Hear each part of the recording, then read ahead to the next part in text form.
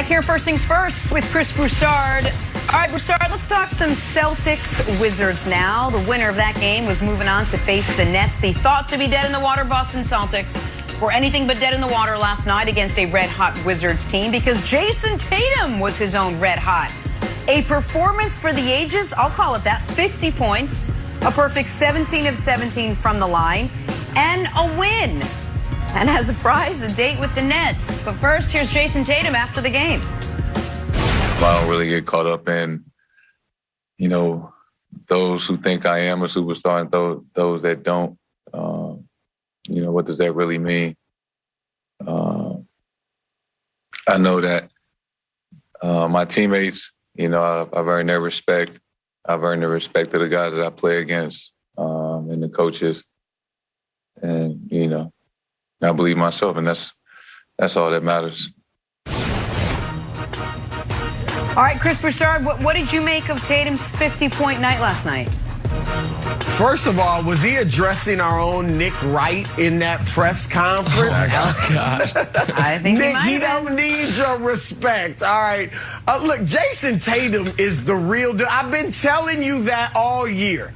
I've been telling Nick with his little tier ladder and all that stuff, Jayson Tatum is legit, okay? This disappointing, poor season from the Boston Celtics should not be a reflection on him. It's more of a reflection, sorry, Jenna, on what Danny Ainge has built or failed to build, all right? A reflection on Brad Stevens not getting the most out of his team this year, a reflection on Kemba Walker's knee, hampering him for most of the year. Kemba's actually starting to come around and play better last night. Obviously played great last night. And Jayson Tatum battled COVID and said that it took away his wind for several weeks. All right, so this dude is legit. He's 23 years old. Last night there were 3 stars on the court. All right, and he outshined the 2 veteran stars, Bradley Beal and Russell Westbrook. Scored more points than them combined, scored more points in the third quarter than either of them, including Beal, who averaged 31 this year, scored in the entire game, and that's when he broke the game open in the third quarter. Here's the thing. He has the entire package offensively, and I think even Nick will admit this. He's 6'9". He's got the nice handle where he can get to wherever he wants on the court. He can shoot the 3 very well. He can shoot the mid-range. He can get to the hole and finish. He's athletic. I don't know what's not to like about his offensive package. This guy is a future superstar. I don't know that Scott Brooks is right about him being a future MVP, but he will be a superstar. There's nothing not to love about Jayson Tatum. Yeah. Well, thank you, Broussard. You did all that, and then you agreed with me. Because NBA superstars are like wonders of the world. There's less than 10, and as soon as you expand it, they all lose value. And so here are 11 guys that unanimously everyone agrees are better than Tatum. LeBron, KD, Embiid, Giannis, Luka, Steph, Harden, Dame, Kawhi, Jokic, and Anthony Davis. That's 11. And then you've got, Kyrie, Chris Paul, Jimmy Butler. I would have them ahead of him. So now the best you could be is 15th. And then in that 15th group is guys like Paul George, Zion, Bam, Russ, Beal, Devin Booker, Donovan Mitchell, Rudy Gobert. He's in that group. Guys that might be superstars one day, or in Russ's case, for example, were a superstar once upon a time, but are not anymore. But that doesn't take away from what he did last night. It was a signature performance of his career.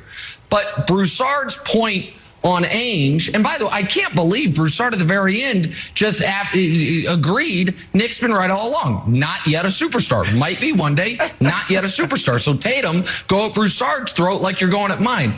But yes, the answer, Wilds, is of course, this is great for Jayson Tatum and his teammates and Brad Stevens. This is going to end up being very painful for Celtic fans because their reward is the Nets and getting to see Kyrie, who scorned them, cook them for 4 or 5 games, and the Nets franchise, who they laughed at. Oh, look, Billy King, the heist, and now they're going to be moving on and you're going to be going home.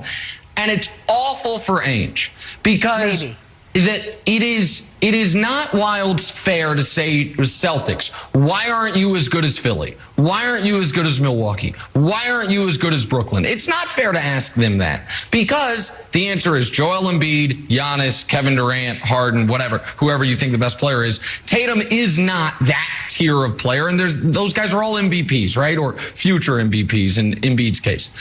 But it is fair to say, why the hell were you 500 and the Hawks 10 games over? Why were you 500 and the Knicks 10 games over? Why were you 500, Danny Ainge, and the team your arch nemesis Pat Riley rebuilt, Miami, almost 10 games over 500 despite dealing with so many issues all through the year? That's the group of teams that this Celtics team, when you've got future superstar Jayson Tatum, all-star Jaylen Brown, understood he's injured right now, but you had him for the bulk of the season. Why are you in the play-in game and the Hawks aren't? Why is Jayson Tatum going to struggle to make All-NBA because of the lack of team success, and Julius Randle might be second team because of his team success? That's the bittersweet portion of this, Wilds, for the Celtics. It's like, man, this guy is awesome, and he had Jaylen throughout the year, so why the hell were we 36 and 36? And the answer is because the team was built very, very poorly. Yeah, and the team lacks a little bit of like the Ubuntu that Kevin Garnett used to talk about with the 08 Celtics, that like little certain something special. And I know Simmons and Jackie McMullen had a podcast, and they were talking about the Celtics ills, Broussard, and it was the lack of sort of another Marcus Smart type of player, like the Jay Crowder who they traded away, and the sort of like the other role guy to keep and push Jayson Tatum forward, to push Jaylen Brown forward, so when they drop down by 10, the whole team doesn't just kind of lose the energy, come out of the building. But Broussard, I want to push back on you for a little bit what you said at the end of your opening segment here, where you said he's a superstar, but you don't think he could be MVP. Well, do you think those things are contradictory? Like, can you be a superstar and not ever become an MVP, or like he just doesn't have MVP potential in your mind? Or is that another tier, superstar and then MVP tier? Well, first I wasn't saying he can't be an MVP. I was saying I'm sure he'll be a superstar. I'm not sure he'll win the MVP award, like Scott Brooks said, you know, I think he said it last night. So that is a separate tier for sure, because we can name Kyrie Irving's a superstar. He won't win an MVP. All right, we can name several superstars who never won or won't win an MVP. Isaiah Thomas, I mean, that was a different era, but yeah, exactly. We can go on and on. So yeah, I think he's capable though. What makes Kyrie? I think you'll have a chance. What makes Kyrie a superstar over Jayson Tatum? Well, one, Kyrie has the greatest, this is not the main thing, but the greatest handle of all time. Kyrie has won a championship and hit arguably the greatest shot in NBA history. It's either that or Ray Allen's shot in Miami. And he averaged 27 in that series, too. I mean, Kyrie is an elite. Kyrie's a future Hall of Famer, no doubt about it. Kyrie's one of the best point guard finishers we've ever seen at the rim. He can score in every single way. Like, I mean, does anybody doubt that Kyrie Irving is not a superstar? Are all Hall of Famer superstars? No. See, the problem here, I'm coming into the court. Hey, Jason, I got this, baby boy. Don't worry about it. I'm coming in hot to the courtroom right now. The problem with y'all cats on this show and what y'all doing right now is that you are taking a label that is totally subjective, and you're diminishing the brilliance and the greatness of Jayson Tatum on this segment, and I will not have that. I think that Jayson Tatum is a superstar. Jayson Tatum is, and he's a young superstar, and you know why? Because that's a qualifier. And what we say, yeah, that is a qualifier. I learned that from you. Hey, listen. So with that being said, would we not say that Jayson Tatum is the franchise player for the Boston Celtics? Will we not say that? He No, is of the course he is. franchise Of player course he is. for the Boston Celtics, which in essence, if you're the franchise player for one of the most historically successful franchises in the history of the game and in professional sports, I would have to say, just off of that alone, just off of his draft status, he comes in as a superstar if you're looking at this from a subjective eye in terms of what he represents.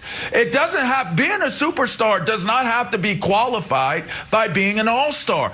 Being a superstar doesn't have to be qualified by championships. All those things, they work. But you listen to Jayson Tatum, he's a soft-spoken dude, and he's not as extroverted and as dynamic in terms of personality-wise as maybe the media would like for him to be. But make no mistake about it, from a subjective standpoint of what a superstar is, Jayson Tatum checks off all of the boxes. And I do not agree with you guys doing what you're doing right now with a subjective conversation topic line and making it seem as though he has to do all of these crazy things and accomplishments-wise to actually be considered a superstar. I will not have it.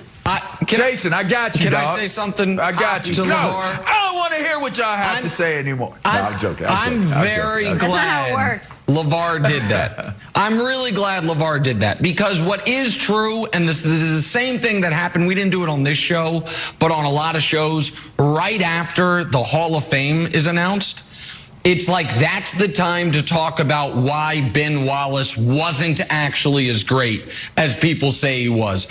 So Jayson Tatum just had the best game of his career.